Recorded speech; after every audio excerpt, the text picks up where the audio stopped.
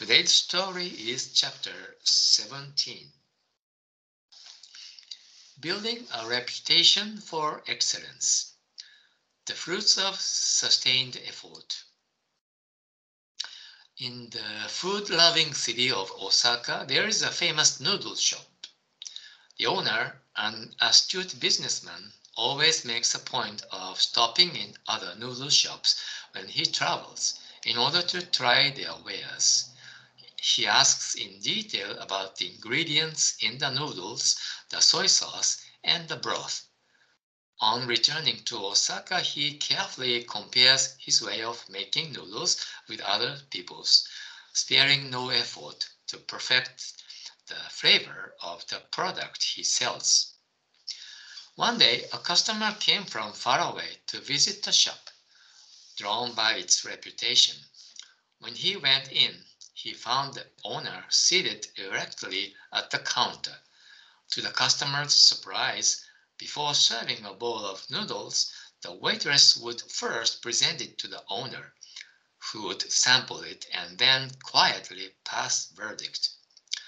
Clearly, he lived by an unswerving principle. No customer of his would be served food that failed to meet his standards.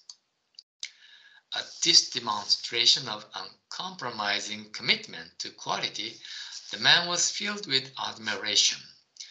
A reputation for excellence doesn't come about by chance, he realized, nor does it happen overnight.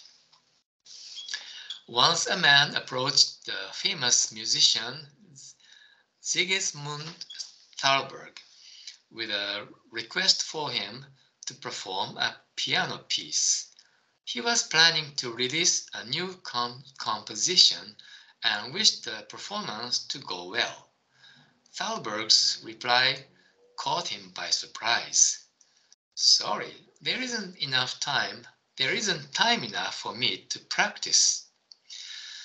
Surely a musician as great as yourself can learn a piece this simple in a matter of days, objected the man. No, said Thalberg. I will not perform any piece publicly unless I have practiced it more than 50 times a day for a month, or over 1,500 times in all. These were indeed the words of a master. Such is the dedication of great men. Anyone who seeks to distinguish himself while eating, drinking, and sleeping all he wants might as well look for fish in a tree. So today's story, the first one is about quality control, so to speak. Yeah, all the business will focus on this. To some extent, there are a lot of spectrum. Companies who focus and who pay a great amount of attention to quality control, and to those companies who don't do that. Apparently, companies who focus on quality control will eventually achieve the most sales volume. And those companies who don't pay much attention to quality control will have to go bankrupt because customers don't buy such quality product. I don't want to brag about Japanese company too much, but among the many automobile makers in the world, do you know which company sold the most in 2022? Which car makers made the most sales volume?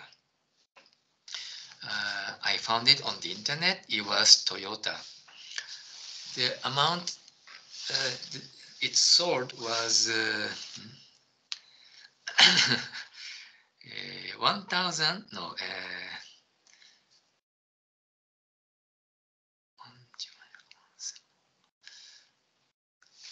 10 million, 480,000. 10,480,000 cars in a year. And that's the #1 in the world. Yeah, I know Toyota is very famous for its quality control. And it also made a lot of effort not to have too much stock of parts. That the effort of reducing the cost is also great. But still, about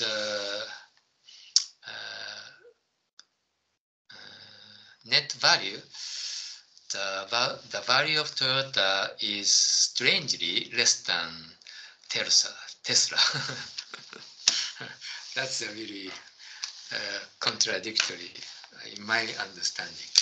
But anyway, we should make effort to increase our performance, our practice, like this pianist Thalberg. They know if they skip practice, they will surely make a little bit small mistake in their performance. The real professional really aware of this reality. Everybody has stage fright. Even a long-term actor still have stage fright.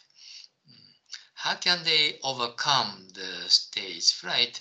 It's by practice. Practice, practice, practice. Even one of the greatest actors, I read a small article about Harrison Ford. At the early stage of his career, he was filled with a lot of anxiety, but he overcame it with just experiences after experiences. This is the only way to overcome anxiety or mistakes or blunder in our career or in our private life. So experience matters the most. No knowledge or information is superior than one's experience. So when we don't have much experience, we surely fail. That's the basic fact. How can we avoid making mistakes? Just continue, practice, and increase our experiences. And that's the only way. When we understand this clearly, a lot of burden will be reduced from our back. We will reduce our stress. Okay, that's the message of today's story. Good job, everyone. Have a good evening and see you next time. Bye-bye. Thank you. You're welcome.